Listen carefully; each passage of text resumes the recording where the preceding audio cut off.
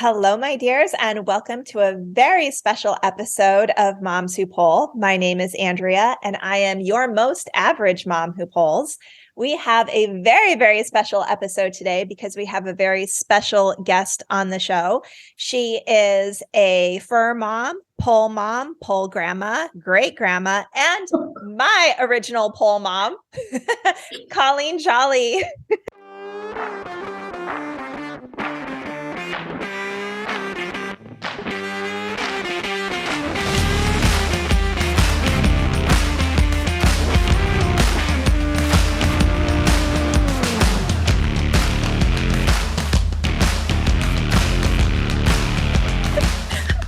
Colleen, thanks so much for being with me today. Oh, grandma? Like, great grandma? Shit. Okay. Yeah. Yes. Thank you. I'm very happy to be here after that. Can you see the gray hairs? Can you see them? You're a pole great grandma now because let's see, you're my pole mom.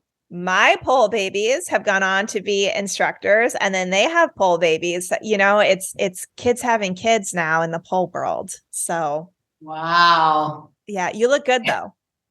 Thanks. I put on lipstick. Oh, yes. Well, for anyone who doesn't know who you are, which I think is very few people, but just in case, please tell us a little bit about who you are and what you do. Oh my gosh, I got to get this down to like my 30-second elevator pitch. I do a lot of things in the pole community. I've been pole dancing since 2011. Yeah, since 2011. I've competed, performed. I performed with Snoop. I'm part of that like group of pole dancers. I feel like we're a special like sorority of pole dancers who pole with Snoop. I'm a liquid motion master trainer. I work with the PoleCon and Pole PT. I'm the body in the pole anatomy book for about 90% of the moves. I work with 1-2-3 polling. I work with Rad Roller, the people who make the peanut. I wrote a book, Mobility for Pole. And I run the IPIA, the International Pole Industry Association, to help pole businesses with information relative to business. And I also run PoleCon. I've been running PoleCon since 2014. I purchased the event, ran my first event in 2015. So I do quite a lot of things. I also teach live in the DC metro area, and then also virtually on the internet to people all over the world, including I've been to Kuwait. I have a big following in Kuwait, which is super random, but also super duper cool. Those folks were wonderful.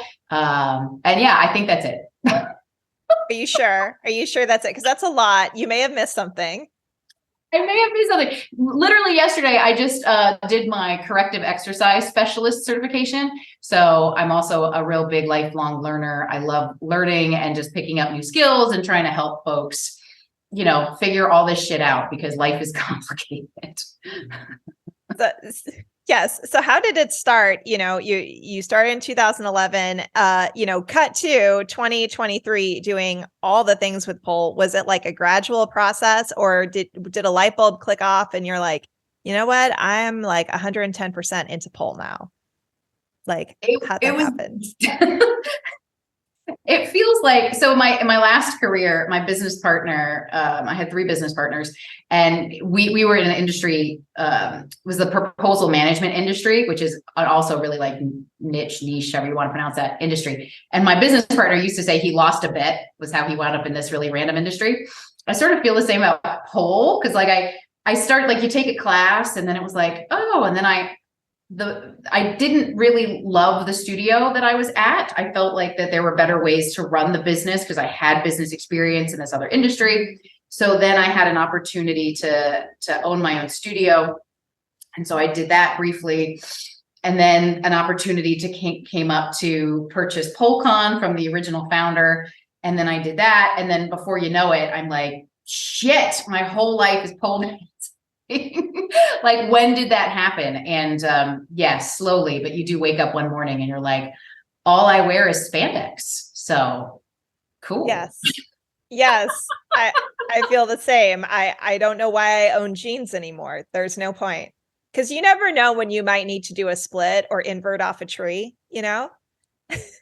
that is for real. I went to visit. So my best friend, who I've known since college, who thinks this is hilarious that I'm into pole dancing, because nobody saw this coming at all. Like, this is not and I'm not a physical person. I'm not into like the sexy side generally. Like, I'm not really prudish. I really like clothing. I'm not fitness. And so this transformation he finds fascinating. And I visited him. He lives in Europe a couple times, and every time I need to take a split in front of something. So I just saw him. He's currently in Amsterdam, and we'd been out, for dinner and seen museums and whatever. And he was like, I haven't taken a picture of you doing a split. Do a split now. Like, we can just have a fun time. And he was like, no, this is your thing, and I want to be supportive. Do a split. I'm like, okay. Oh, what a sweetheart. So Yeah. what do you think it was about pole then? Like, you don't, like you say, you don't have a big physical background. It makes you feel good, or it's hard. Like, what do you think it is that 13 years later, or 12 years later, sorry, you're still doing it? I think it really was the challenge. Like, my first class. So I had a friend of mine who was really like, hey, let's do this. And so I was like, well, if you figure it all out, I'll go with you. So she did. She found a class and signed us up, and we went, and she was like, you have to wear shorts. And I was like, I don't wear shorts. Like, I don't wear tank tops. I don't wear shorts. Thank you very much. The more covered, the better. And P.S. you needed shorts, and I wasn't wearing shorts.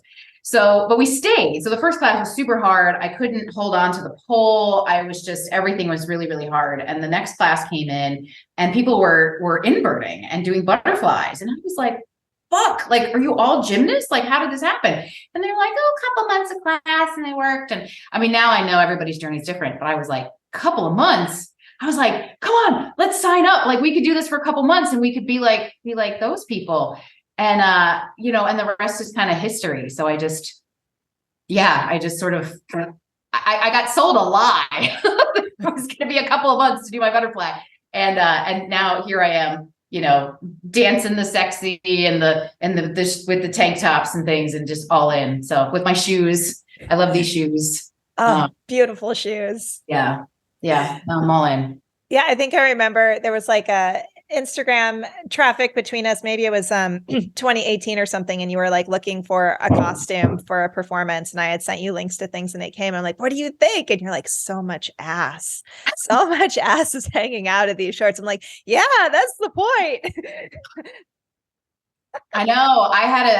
We have a couple showcases at the studios I teach at locally that are kind of safe spaces. That's like faux strip club, and it's a safe space where they're invite only, so people can have the experience of really being sensual if that's for them, and that's cool. And so I've done a couple of these showcases where people will tip you, and just, pasties and the, titties out. And I had a student ask me, she was like, how do you get to that point? And I'm like, well, number one, slowly, because I didn't see that coming either, in the way that I like save myself in the world. But I'm like, also at some point, you only live once. You keep finding gray hairs, and you're just like, you know what? Fuck it. Like, I'm just going to go out there and have fun and move the way I want. And if people feel like throwing money at me, cool. And if they don't, cool. Like, I'm still going to have a great time, and my titties are sparkly. So there you go. Yes. Enjoy life. It's been an evolution. We only get one go around in life. I mean, that we remember anyway, unless we do a lot of that like deep trance stuff. So like, why not enjoy it? I remember when I first met you.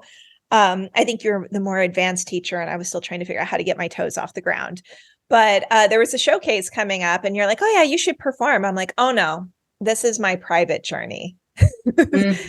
Now I'm a total stage whore, but at the time I'm like, no, this is a private journey. But what you said really stuck with me. And you said, well, because my husband's in the military, you said, well, now wherever you move, like, you'll have your own community, because he has his community when you move, and now you'll have your community. And that stuck like in my brain, and that turned into, I think I'm going to perform, and I think I'm going to perform and try to get my feet off the ground. And it snowballed into, now you're a pole great grandma.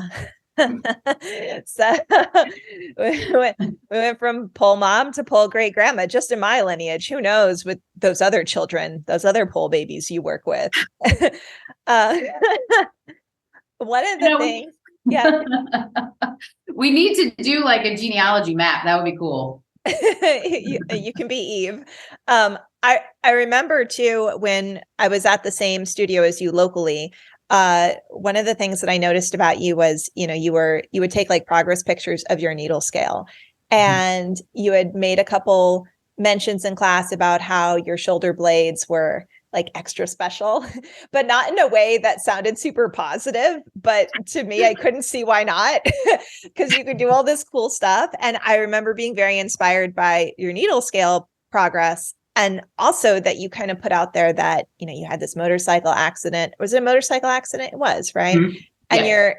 your ankle has like all of this scar tissue on it. And I thought, wow, that's so relatable, because here's all these things that she can do, yet she has these things that are permanent. They're permanent, and she's doing it. So like, even though I've had a kid and I'm like old, because I don't know what the hell I was thinking at like 32. Sure, I'm old at 32. Only I knew. But like, if she can do it, then like me and my mom butt and my old ass, like I can do it too. But I really appreciate that. But I didn't know if you didn't mind sharing a little bit about your mobility journey and kind of how that turned into this book, Mobility for Pole. Yeah, absolutely. So for folks on the podcast, I'm sorry you don't get to see the fun scars, but this is my leg. I'm really pale, so you don't always get the greatest like definition in the lighting. But so a truck hit me. So I bought a motorcycle to get back and forth to my job because I was in college, I needed to pay for college, and I made a left-hand turn when I shouldn't, and a truck T-boned me. And on a motorcycle, the kind of furthest thing out is the leg. So they hit me in my right leg, shattered my leg. So the doctors first were going to amputate, and then they were like, oh, we'll call in a specialist. So I had one halo kind of thing. It's like a metal structure that holds the leg in place. And then they called in a different specialist. He took that out, put a new one in, and they were like, we'll see what happens. So I had 5 surgeries that were different bone grafts, skin grafts, trying to get everything back together. And that was 2001.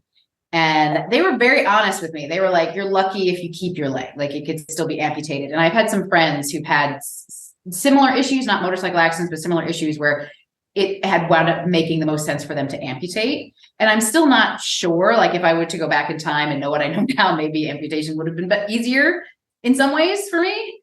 I don't know. But anyway, so I started on this journey to like rehab myself because money was tight. I didn't really have insurance. So I just had to like figure out how to walk again, which was tough. And then fast forward, I took this pole class about 10 years or so after my accident. And I started realizing just how much the issues in my leg impacted the whole kinetic chain. So that was a big light bulb moment. And at that time, and even now, like pole is kind of the Wild West in terms of what knowledge people have. A lot of that knowledge comes from our own experience. So if our body works, quote fingers factory standard, then it's very easy to say, put your right hand over your left hand, grab your leg, bend your knee. But if your body doesn't, or you have different compensations from something like a serious, acute injury, or something chronic, like sitting hunched over a desk all day, or children fuck up your hips. You hold a baby on one hip for too long. I know, you know what I'm talking about. Oh yeah. You'll have challenges in your body that maybe not every pole teacher knows how to help. So I wound up going on this journey to figure out like why my body didn't like quote unquote work right. And I took all these different workshops with folks and was looking into different physical therapy and just constantly researching to try to fix my own shit, so that I could progress in pole in a way that I wanted to. And that led me to helping other folks because I'd see that people would have some similar issues because I worked at a desk, for like 20 years, just, 12 hours a day, and that impacts things too. And so I saw people with a lot of similar issues, and I just developed over time my own understanding, got more education, and eventually I started running these mobility classes. And I had a student who said like, I just talk. classes, and I try to explain what muscles we're using or why we're doing this, and things to look out for, so people could go and then Google, because not everything is applicable to folks. But if you're like, oh, we were working on hamstrings and she said this, maybe this is something I want to look into. And my student was like, you should really write a book. And I was like, you're right, I should really write a book. So I did. Nice. The end. I'm one of those people that just does shit, which I have a lot of like neurodivergent students and colleagues and stuff in the industry who have like ADD, and they've been very honest about their struggles. And they're like, other brains don't work that way. And I'm like, mine does. I just do things. So. Yes. And I mean, I have a copy of the book. I really like it. I think one of the things that I appreciated most about the book is oftentimes when you get a book like this, that's like, conditioning for figure skaters, conditioning for pole, or, any kind of like fitness type book, there's different models. And one's going to be like the dysfunctional model. And then the other one's going to be like, this is how it should be. And in your book, you are the model, and you don't necessarily, at least the ones that I resonated with the most, it's not like you're saying, this is bad, this is good. It's, this is how my body is. It's not necessarily like right or wrong. It's just, I have to be aware of what it is. And if you want to do X, Y, Z, you're going to need to do something like this to address it. And I liked this. There is no like before and after, good or bad, in the book. It's the existence of our bodies as they are, which is imperfect. Wow, that's awesome. You should write that down so I can put on my website. I know, right? Whenever you're I'm always, I say this stuff and then I go to type it out and then I'm like, therefore, hereafter. I'm like, fuck, what did I say earlier? But I did appreciate that. And I do appreciate that about like a lot of the content that you put on social media is, everything's kind of a work in progress. And, your body is your body. Like treat it with respect. You're not going to get necessarily a factory standard body. Like the thing that kills me the most is, yes, of course, train both sides. But the idea that your leg hooks are going to be symmetrical on both sides, or that they're going to feel the same on both sides, is ridiculous. You want to train both sides to prevent overuse and injury. You want to train both sides so that you don't accidentally choreograph yourself into a corner. But to beat yourself up for it not being perfect on both sides, I'm like, but I have one breast that's bigger than the other. How can I expect my body to like behave the exact same on doing a trick on either side? So I appreciate that about your content, that it's like, it's always a work in progress. This is me. It might be different for you. And I appreciate that about your book as well. It's just helping everyone to feel better. Yay. That's the goal. I'm glad it's coming through, because sometimes like you said, text is, we were talking before we started officially that it's hard to read something and get the intended vibe, not to say that the interpreted vibe is again wrong, but there's an intended vibe. And that is my goal, is that is just to give people information that, if like in the kind of posture community, there's a lot of folks who talk about posture now. There is no good posture or bad posture, quote fingers. If you are in pain, maybe you should make a change. And then especially with pole or the really like extreme contortion stuff, if your alignment is off, it's going to be more challenging to do something. So it kind of behooves you to understand this. But is it right or wrong? No, it's not right or wrong. It's just what you intended and what happened. Right. And I think we see this happens with everyone, but, I'm speaking as a mom, and I think there are a lot of moms out there that would agree with me that we're constantly bombarded as moms or parents about the right way to do things. And, like, do this so your children will be healthy. Oh, these are the top 10 things that parents who have successful children did. And you're like, I better do that because that's the right way to do things. Even with the double speak of, oh, there's no manual for raising children, right? So we take all this baggage of like, I've got to do things right. And we take it into the pole studio. I must do things right. And that's one of the things that I saw on your Instagram not too long ago, where you said there is no one right way to pole dance. Mm-hmm. And I kind of want to unpack that a little bit. Maybe, you put a lot in that post. That was the short version. There was a lot more in the caption. But my favorite was, and I don't know if this was the tone you intended, but you said if, that there's no one right way to pole dance. And if you think that way, I heard like the Star Wars, quote, "It's a trap." Yeah, basically. Yeah, it's totally like, and I use like in the post, I was like sharing how I've been around a lot of like pole stars and stuff, and just watching the different ways that people interact and the different ways that people eat and the different ways that people train and the different ways, and they're all having outcomes where they're doing extremely cool shit. But how they're getting there is different. And even like their extremely cool shit is different from somebody else's. So one time I was, when I owned my studio, I'm not going to name the pole star, but let's just say this pole star is really famous for fongies. And so they usually get people asking for fongies. And so this person came in for the private, and I was checking them in and like in the room, whatever. And so this pole star was like, "Okay, so you want to work on like fongies or some shit or whatever?" And the person asked for some random ass other move. And the pole star was like, "All right." Like, I guess like it did. So, so you also have to look at when people are putting stuff online or they're teaching, like you're putting your best foot forward, and so like Jenny Janover, who we both know fairly well, she's very honest about her anterior pelvic tilt creates some beautiful shapes, and it makes it really challenging for her to do things like handsprings and handstands because you need a posterior pelvic tilt.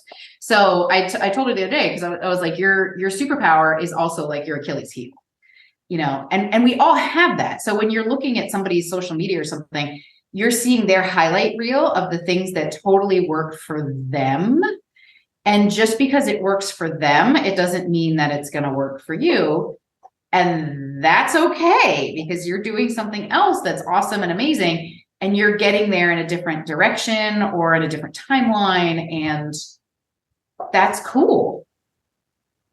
Well, what do we do though, when you get like a brand new, baby poler into the studio, and, they saw someone do a butterfly, right?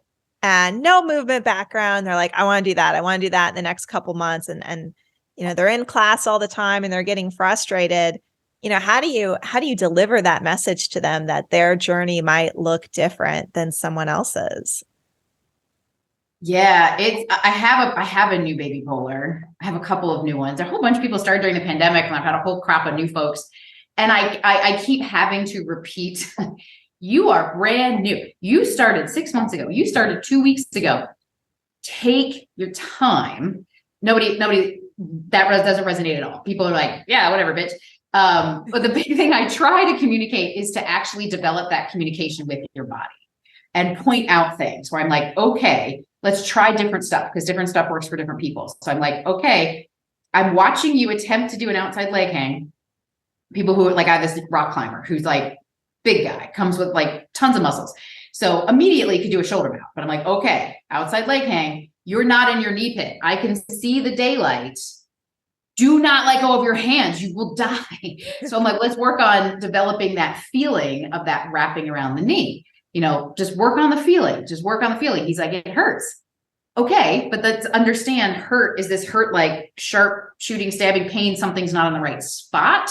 Or is this hurt like discomfort? And trying to get people to pay attention to sensations, number one, in the body, make that brain body connection, which for me, super hard. And then number two, if that doesn't work, video yourself so that you can look and see like, aha, she was saying this and I couldn't see it in that moment because I was trying desperately not to die.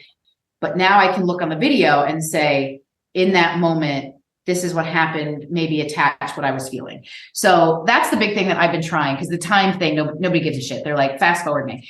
But to help them make that connection, because it's like, if you can make this connection, then you can start to figure out what your body needs. And then we can figure out how I can help. what it like, was that hard? Was that painful? Like, where do we go from here so that I can give you those tips or those conditioning or those mobility exercises, whatever, or a different entry to help you achieve your goals. Well, and I think that's interesting. I know after I had my son, you and I worked together. We did a lot of private sessions where I was kind of coming back. It's not like I was super advanced before I had my son, but the little that I had, I did not have as I was recovering from postpartum. And there was a lot of that mind-body connection that was having to be rebuilt. And it was incredibly challenging. And I remember like turning to you, kind of like looking for just tell me like what to do, the right advice. And you're like, it's different for every person. We have to try things and see what's going to work for you. I mean, there's general things that work for people, but every body is so unique and so specific that there really is no secret to the universe. I mean, except thoracic mobility, that cures cancer, apparently. I was just ranting about that in class earlier. I was like, thoracic rotation. Okay. I mean, that certainly helps.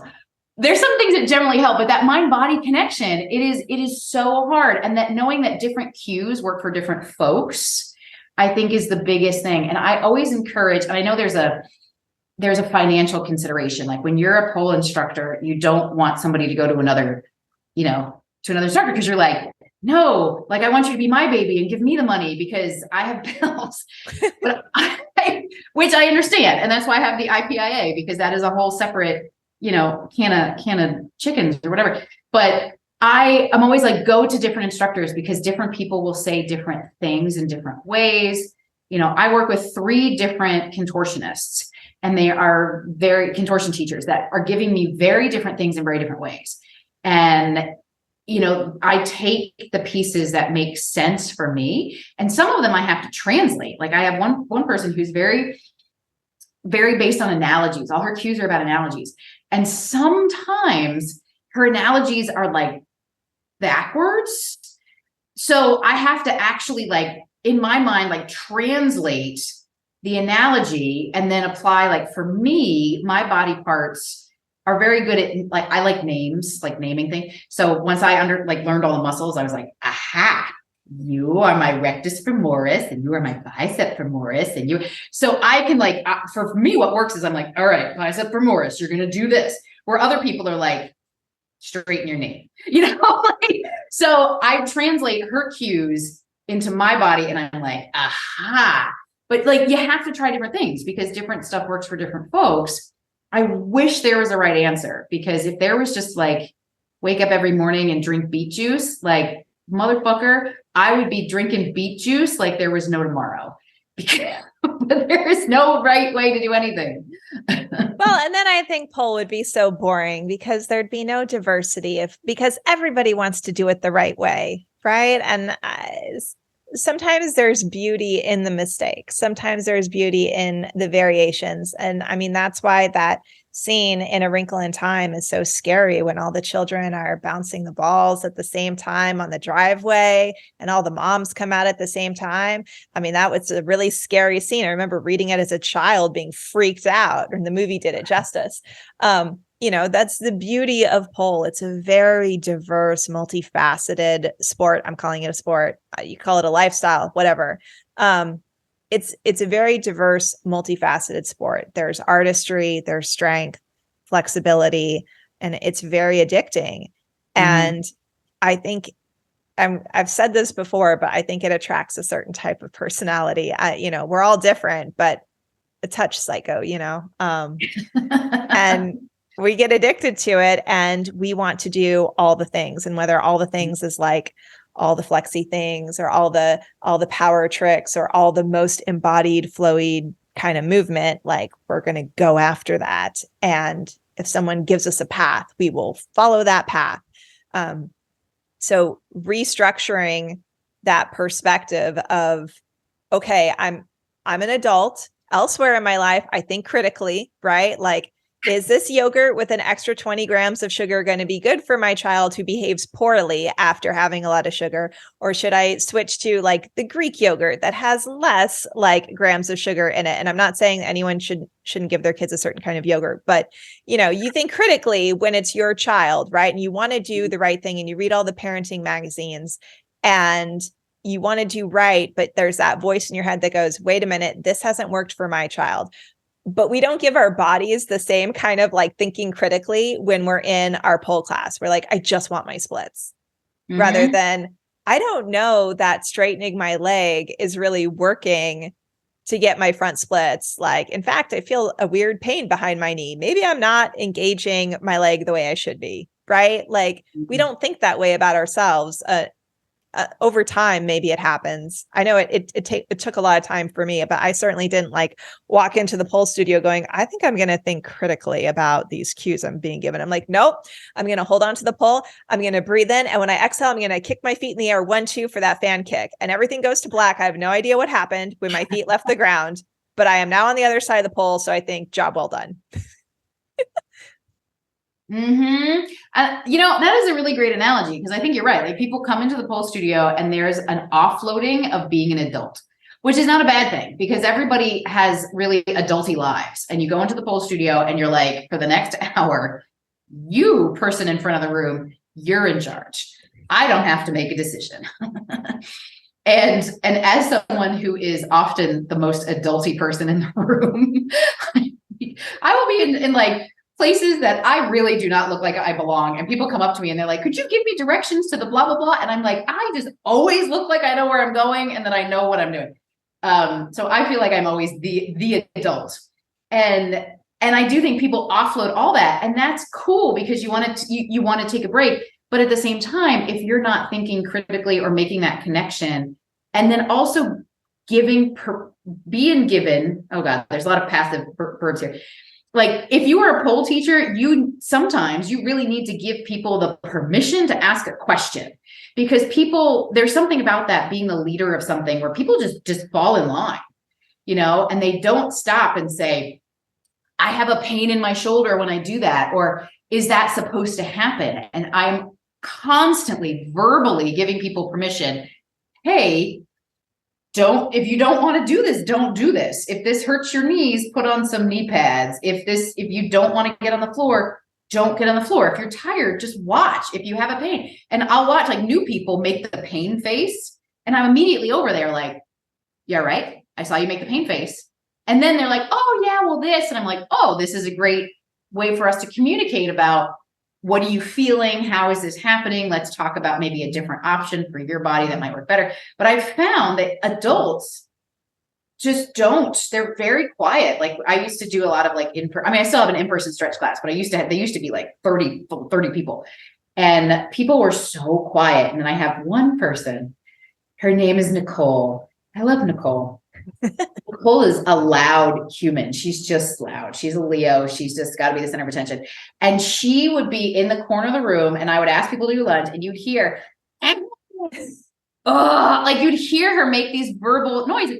And you know what? It gave people the permission to make a verbal like, oh God, this is hard. And it was great because it allowed people to like recognize this as hard because otherwise they're watching me and I'm not making these like grunt noises because I'm the teacher. So I'm working in a range of motion where I don't have to make the grunt noise, because it's not my class. Like I'm not getting the workout. I'm teaching the workout, which I think some teachers forget too. Another rant.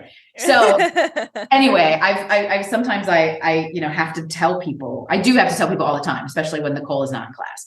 And what it's developed is I have a lot of like really sassy advanced classes because there's sometimes where they're just straight up. They're like, I ain't doing that today. And I'm like, you know what? Don't, if your body and brain are not into this, like, don't. Is there something else you'd like to work on? Here's your permission to do that. And you're an advanced person. So I know that you are going to be safe, not joining in with the rest of class. I remember I took a workshop, I was a student in a workshop with Nell, and she and I were both students in the workshop, and the workshop person was asking if anyone had any injuries, or is there anything they just don't want to do today, right? And no one said anything.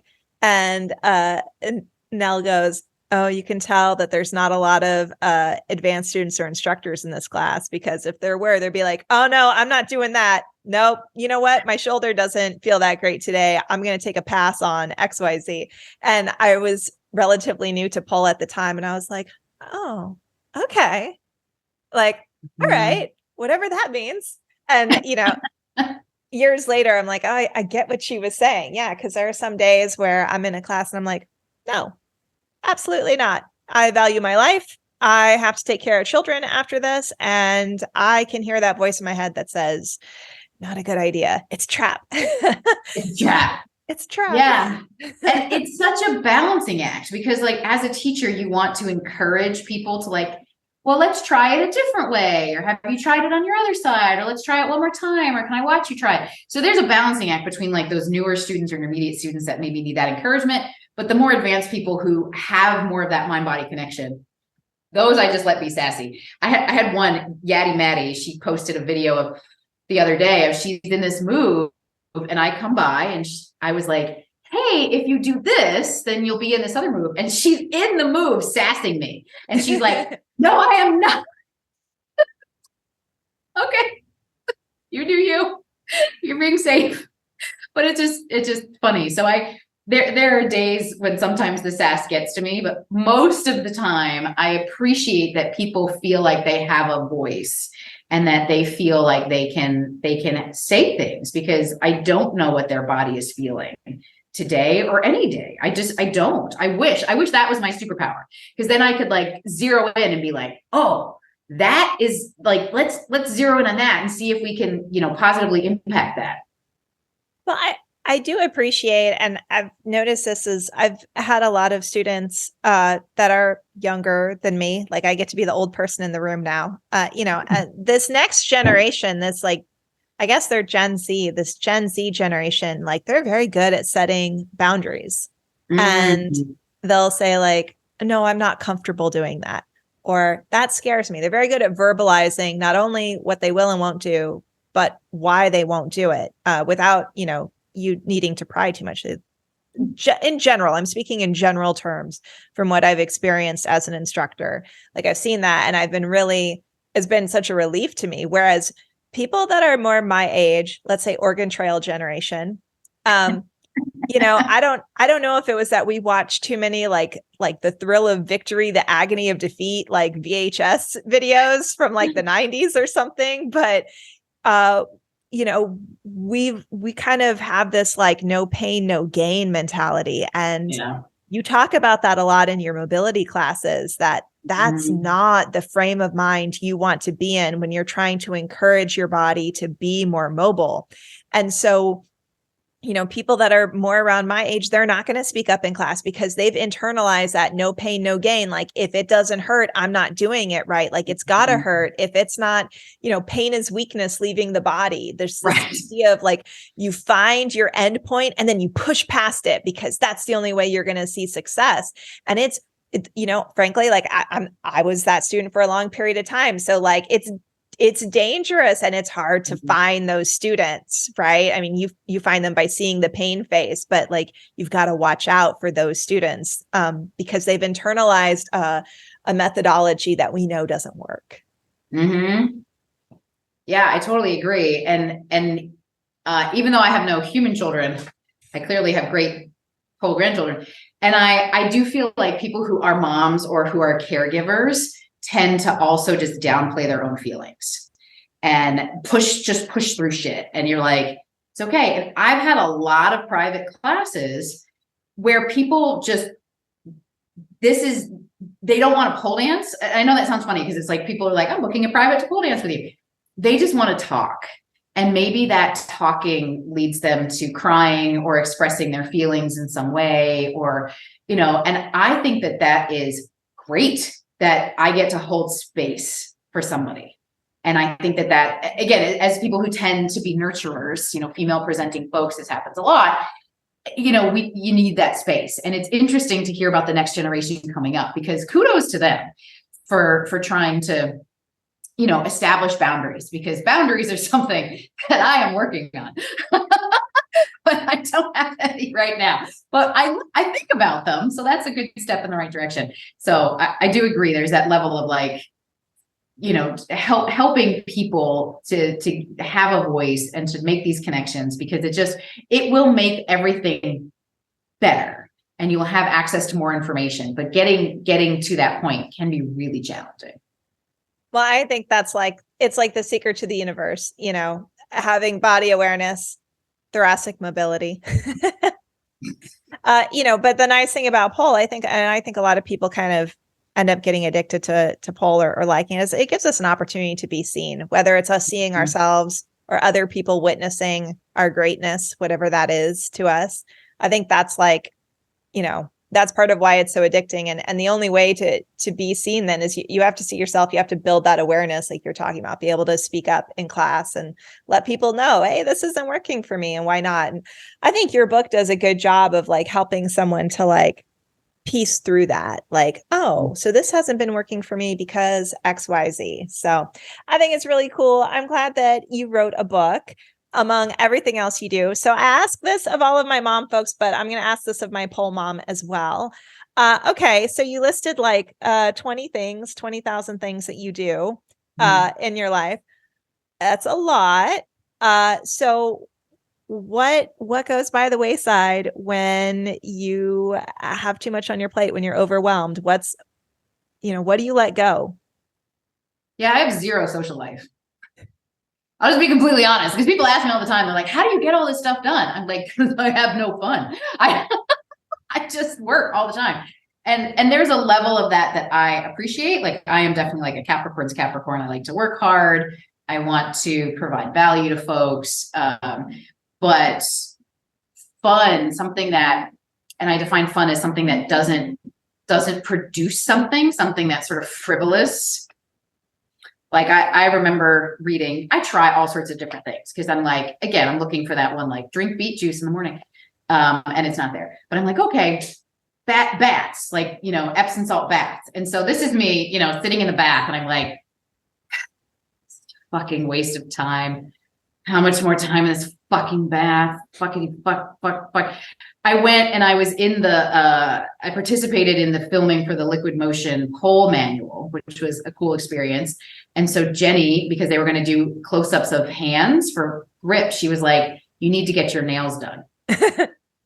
And nails is something to me, and I understand everybody has different, but for me, that falls under frivolous. And so I was like, no. So she said, no, you're going to get your nails done. I'm going to pay for it. It's a business expense and I'm going to take you and you're going to do it. And so as I'm getting my nails done, I'm just like, this is taking too long. This is frivolous. This is da, da, da. So that is something that is a really big challenge for me. And at least I am finally aware of it. Doing something about it is the next step. And I'm not quite there yet. Finding something that is just like totally registered as frivolous and being okay doing it is my struggle.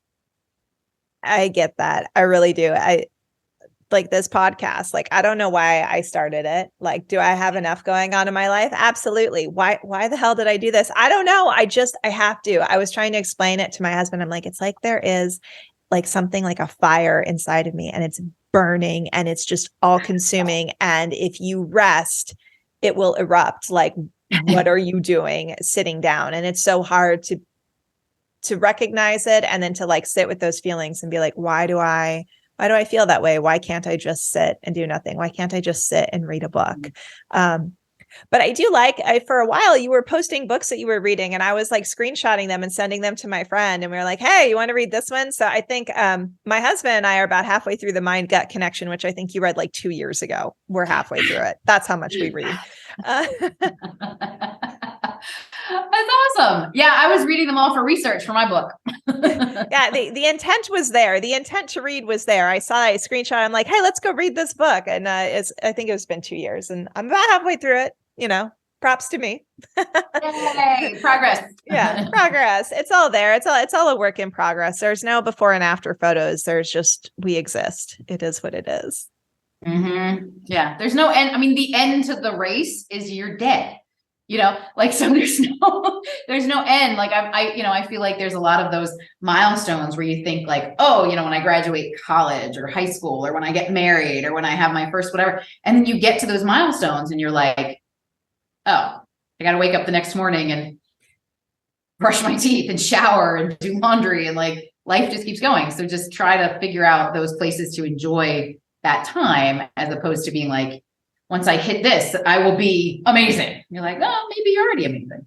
Exactly. It's a journey, not a race. Yeah. Well, if people want to buy your book, learn more about you, take your classes, because you're still teaching online, right? Mm-hmm. Yeah. Where can they go? Mobilityforpole.com. Mobilityforpole.com. Awesome. And they can also check out your Instagram. You have like a link in bio that like connects to all that stuff. Yeah, all the different things. So I'm just at Colleen Jolly on Instagram. That's actually my government name. If you Google me, I own like the first 2 pages of Google. Very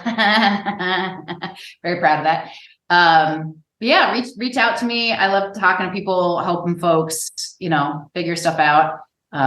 Yeah.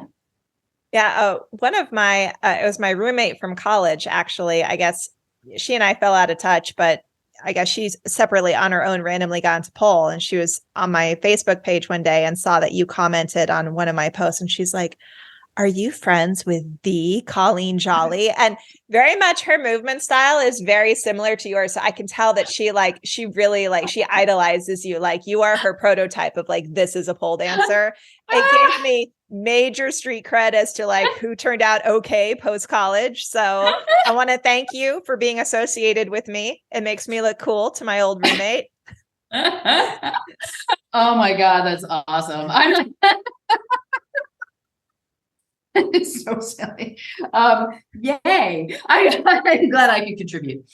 Yeah. Well, and also, of course, thank you for everything that you do for the pole community and inspiring people, letting us know it's okay to be just as we are, and we can still be amazing pole dancers. And it's a really awesome message to send out to the universe. So thank you so much. Yay. Well, thank you for inviting me on this podcast so I could chat with people and yeah, because I like talking. So there you go. Awesome. Well, and I hope to see you at PoleCon in June. Yeah, it's the second weekend in June. Yep. And it's in the Maryland. It's in Maryland, right? It's the DC area, but it's more the Maryland side, right? Yeah, it's really close to the BWI airport, which is a Southwest hub. So if you're a Southwest flyer, super easy to get there. Nice. Awesome. I'm looking forward to it. I heard the rooms are already sold out, so it's going to be really fun. Yes. There's probably going to be a lot of people there. So we're expecting over 1,000. Yes, that's awesome. I'm so excited. Well, Colleen, I will talk to you again soon, I'm sure. Thank you so much for joining me today. Yay. Thanks for having me. Thank you so much for listening to today's episode, my friends. If you enjoyed today's episode, please feel free to give us a big thumbs up, 5-star, like, subscribe, depending on what modality you happen to be listening in on. Check out the show notes below for ways that you can support this podcast, which is currently fueled by copious amounts of afternoon coffee by yours truly and a passion for supporting women in their pole and movement journeys. Until next time, my friends, keep on dancing, and remember, there's enough spotlight for all of us to shine.